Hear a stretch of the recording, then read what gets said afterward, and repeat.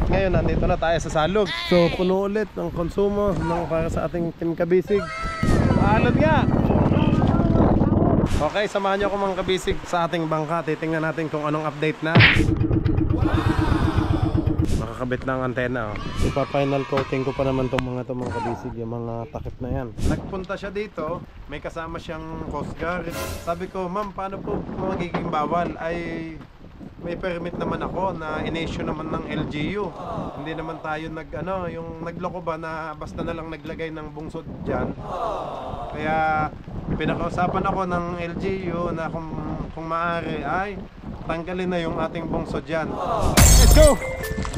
Fishing adventure ba ang hanap nyo? TV, let's go! Lang makikita ang tunay na buhay ng ating kababayang Pilipino sa gitnang Pasipiko. Tutok lang po kay Kabisig, tutok lang po kay Kabisig. Romsel TV, let's go! Yeah, magandang hapon po mga kabisig. Time check, alas 4:20 na ho ng hapon. At ngayon nandito na tayo sa Salog. Nakapamili na ako ng mga kailangan namin dito sa bangka. So puno ulit ang konsumo ng para sa ating Team Kabisig.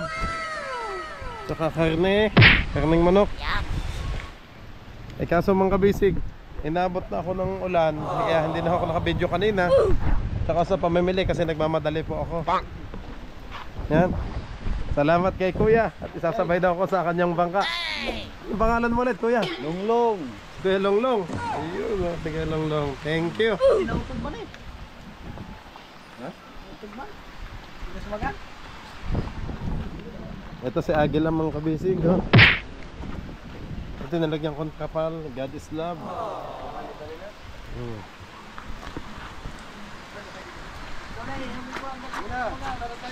Kuya Longlong.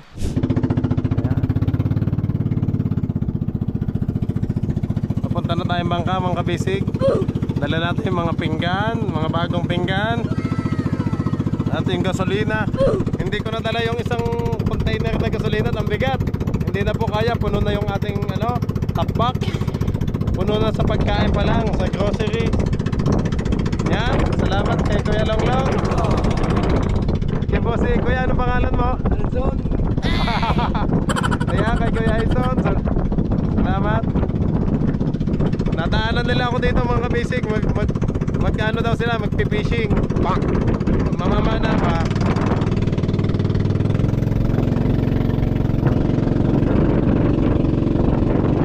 Lakas ang ulan, walang tigil dito sa Mindanao.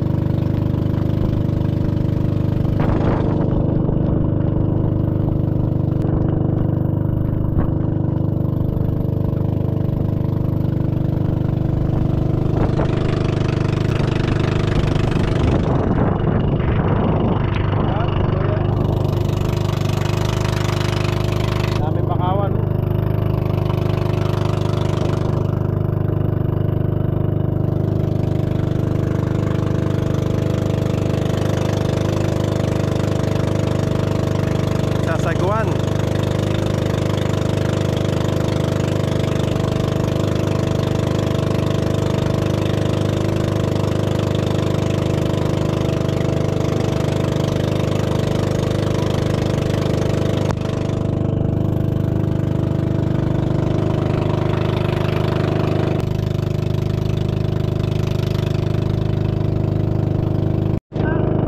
Ano lang ako yan? Ako po.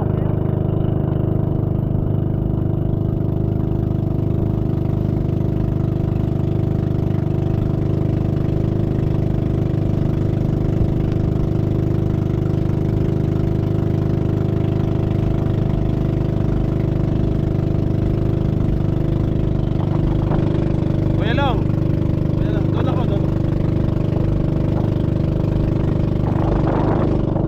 Kuya Son, takubo, takubo.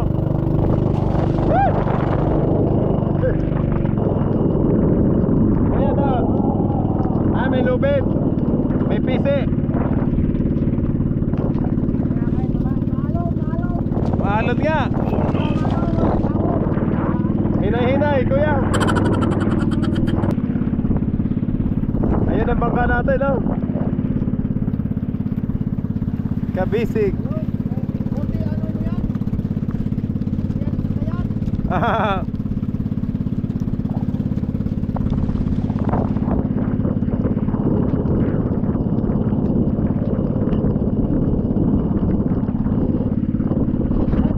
Doon kuya, sa gitna.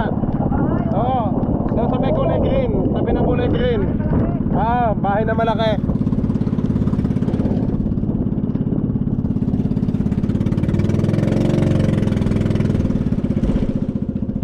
Jay!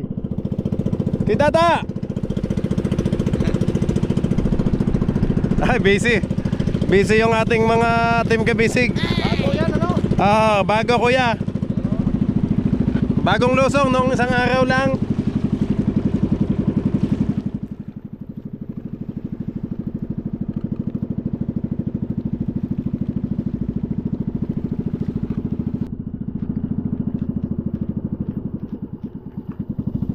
Ito na, nandito na tayo mga kabisig. Ito ang ating pakura, ayun. Romsel TV. Ayan. Oh kuya, 8 yan, 8. Ay, kayo lang lang. Kuya, doon tayo sa may hindi tayo makaligo.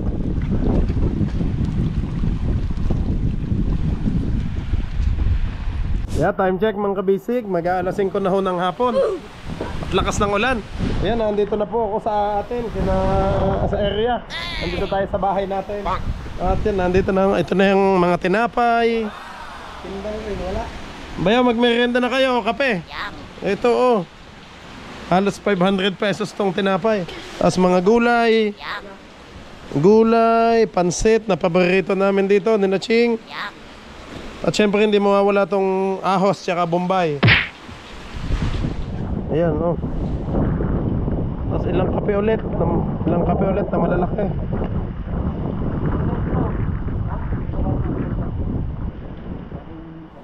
Yan na, sino tatay?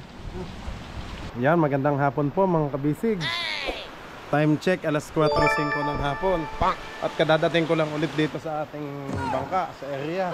Hindi ko na lang binidyohan kanina. At sobrang putik, sobrang hirap. Kaya okay naman, sa awa ng Diyos, nakarating tayo ng safe. Okay, samahan niyo ako mga kabisig sa ating bangka. Titingnan natin kung anong update na. Jay, kumusta yung nagawa niyo doon? Nung hindi ko pa nakita, ang huling update natin yung sa sidewalk, ay may ginawa na kayo? Meron, yung sa Timon, boss. Alin? Yung sa Timon ba? Inayos nyo na? Na na? Nagana na yung Malakas na. malakas na. Sige, testingin natin. Kunin ko lang yung gamit ko.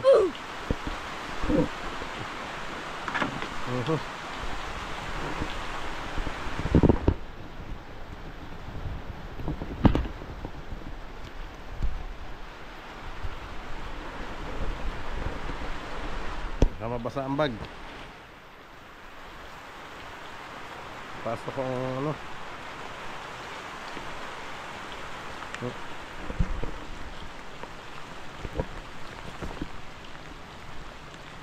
Maulan pa din mga kabisig. Pero nagbota ako kanina oh. Laban sa putik.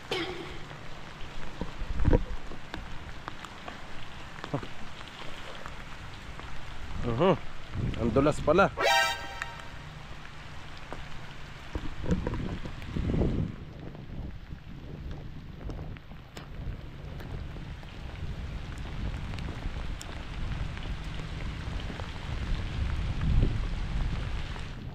Punas ngayon, ano? Ibas. Ang taas ah.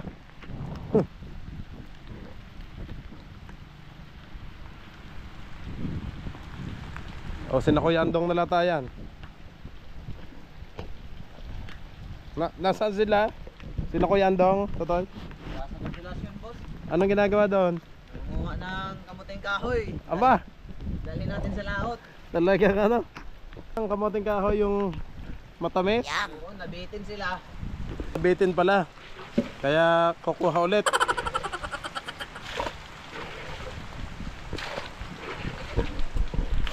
Okay mga kabisig. Ayan na. Palaging maulan dito sa Mindanao. Diyan, sa inyo yung lugar po ba? Sa lugar niyo mga kabisig, maulan din po ba ngayon?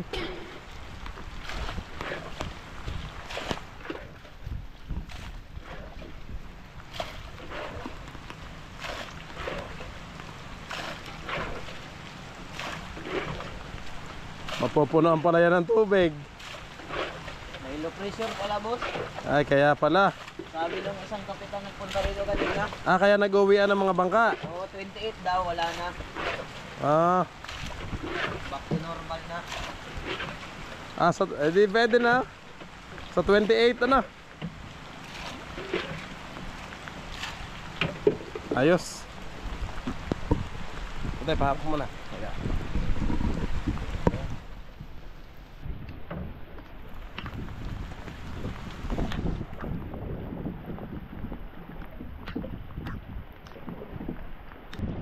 Lumakas pa lalo ang ulan.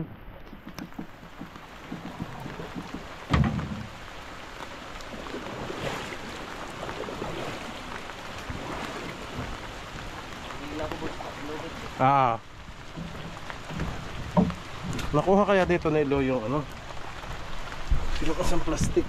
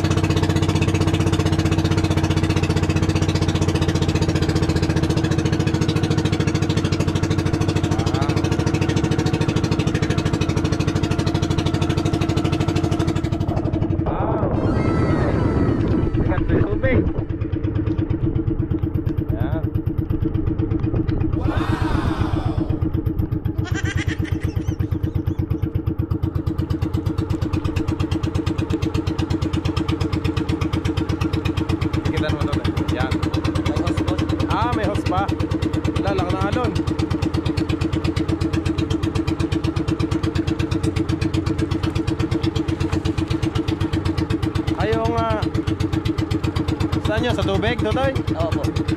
Hindi kayo natamaan. Hindi naman. Diretso ang tubig niyan. Oo.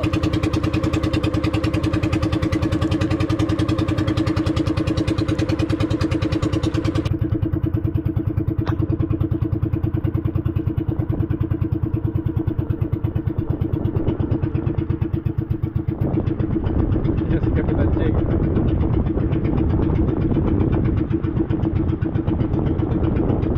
May antena na pala sa gitna. Wow, nice. Haba.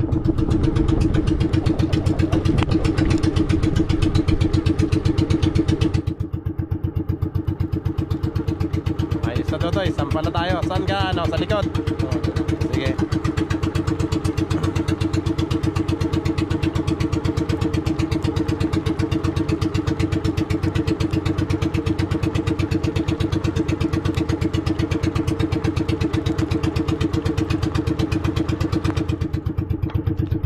May PVC pipe.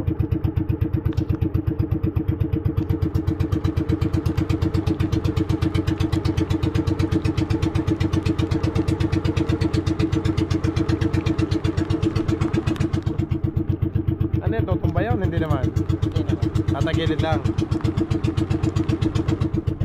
Ha? Kaya ba? Sige. Ano na tayo?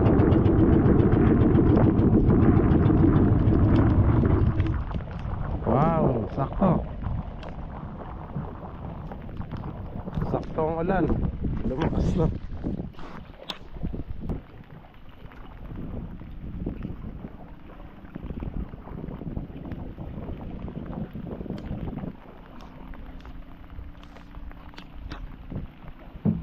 Sige Totoy, sa gitna nga ako. Yan, maulan na hapon mga kabisig. Sa inyong lahat. Dito na tayo sa ating bangka. Kaso may LPA pala ngayon, kaya pala nag-uwian yung mga kasama nating bangka oh.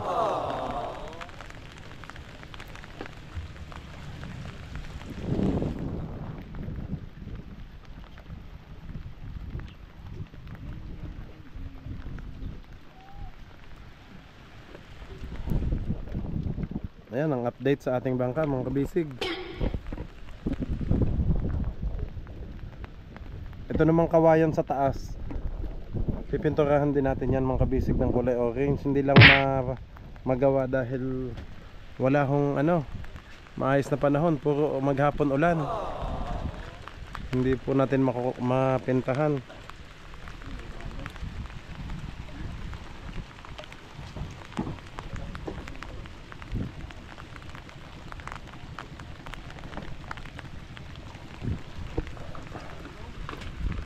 Yun pala mga kabisig oh, nakakabit na sa taas yung ating antena. Nakakabit na ang antena oh. Nakabit na ching kahapon. Yung marine radio natin. Tatlo yung gamit natin na radio. HF, BHF. Ayun po.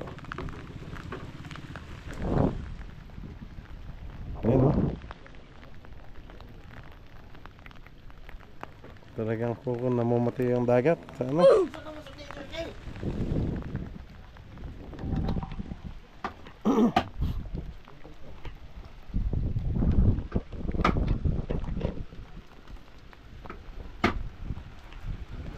Ipa-final coating ko pa naman tong mga kabisig, yung mga takip na yan.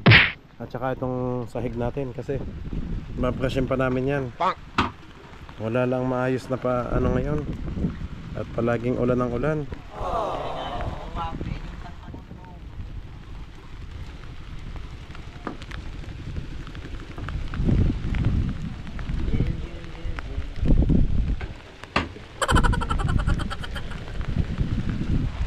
Excuse me. Bayaw, ano yan? Saan ang ginagawa mo? Para saan? Sa headlight. Sa ilaw pala na. Wala ngayon ang ating team kabisig at may kanya-kanyang lakad. Dahil maulan.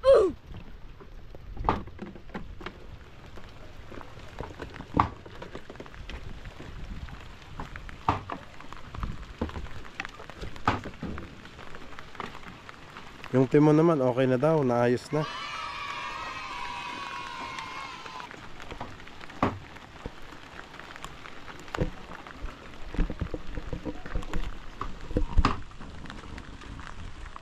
Okay, magandang hapon po mga kabisig. Time check, alas 5 ng hapon. At ngayon ho ay malamig dito ngayon sa bangka dahil may LPA tayo ngayon. So mapapansin nyo, nag-uwian yung mga ibang bangka na kasamahan namin dito. Oh no! Okay mga kabisig, pag-usapan natin ulit yung sa ating bungsod. Yung ating update mga kabisig ay pagkatapos nitong ating sunod-sunod na harvest, nakailang ano ba tayo? Nakalimang harvest tayo mga kabisig. Ay may nagreklamo po sa atin. Oh no. May nagreklamo dito sa kabilang barangay na yung bungsod ko daw ay bawal mga kabisig. So nagpunta siya dito sa ating area. May kasama siyang Coast Guard. Ang nadatnan po ay sina Bayaw Ilo at sina Bayaw Ching. Kakausapin daw ako kasi bawal daw yung inilagay natin na bungsod. Sabi ko, ma'am, paano po magiging bawal? Ay may permit naman ako na in-issue naman ng LGU. Kasi nag-comply naman ako sa lahat ng requirements. Hindi naman tayo yung nagloko ba na basta na lang naglagay ng bungsod diyan. So, ang sabi nila, bawal pa din kasi sakop daw nila yung area. Nope. Sa madaling salita, mga kabisig, sabi ko, pinakita ko sa kanila ang permit ko sa legal talaga yung ating bungsod.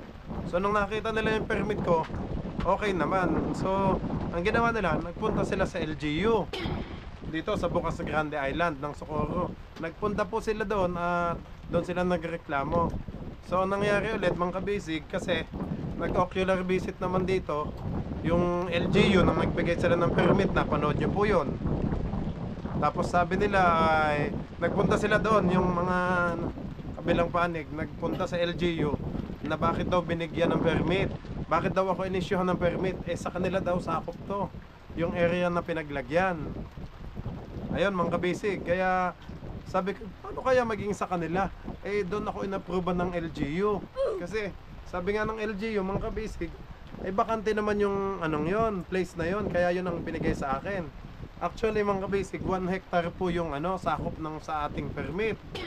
1 hectare po yung pwede kong lagyan. Pero sabi nila ay nasakop ko daw yung place nila. So yung may limit daw kasi, may yung buffer zone na sinasabi nila ay pumasok daw ako sa sa kanilang linya. Pero makikita sa mapa, napakalayo kasi mga bisig, may sanctuary sila dito. Yung sanctuary naman mas malayo naman sa ating bungsod. Kasi naalala ko pa ng si Sir Jason ng sa LGU, nag-check po sila dito, ay sinabi niya may sanctuary diyan pero malayo naman dito. Ngayon, ang nangyari mga kabisig ay nag-verify. Yan, pumunta ulit dito ang LGU, chinek nila by GPS. So chinek nga kung hindi naman pumasok. Malayo naman talaga sa sanctuary. Kaso yung kabilang panig ay may ipinaglalaban na bukod daw sa linyang yon ay meron pa daw silang extension na 50 meters daw yung kanilang extension. Yun ang tinatawag nilang buffer zone.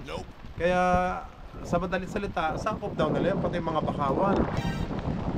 Ayun, ang nangyari ay pinatawag ako sa LGU.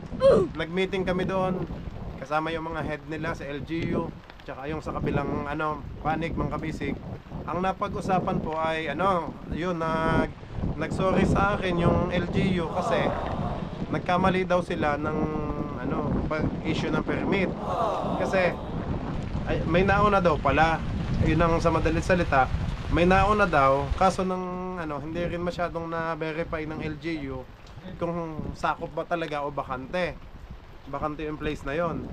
Kaya nang chinek nila, ayun, napatunayan na malayo nga, pero may buffer zone pa din silang tinatawag. Kaya ang sabi sa akin ay kung pwede ay daw, tanggalin na yung ating doon, bungsod.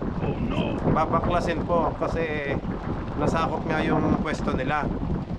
So ayun mga kabisig, ang ending ay babaklasin po. Mawawala na ang ating bungsod kasi may nagreklamo nga sa kabila. Although sabi ko nga, kung tutuusin, malayo naman talaga sa sanctuary. Kaso, ayun nga ang pinaglalaban nila na sako pa daw nila yung place ko. Kaya pinakausapan ako ng LGU na kung maaari ay tanggalin na yung ating bungsod dyan. Ang kinalulungkot ko lang mga kabisig ay nang hinayang ako kasi mga isda ay nakakalibre na tayo doon sa pangulam. Hindi na ako palaging namamalengke kasi sobrang layo talaga mga kabisig ng palengke dito. 1 oras at kalahati halos ang biyahe para makabili ka ng mga ulam. Kaya laking alwan nang kami po ay nagkabungso dito kasi mag-harvest ka lang. Tapos ilang araw na naming ulam, lalagyan ko lang ng yelo. So hindi na ako palaging nagpupunta sa palengke. Yun lang mga kabisig. Yun lang ang nakakalungkot. Mawawala na po yung ating bungsod.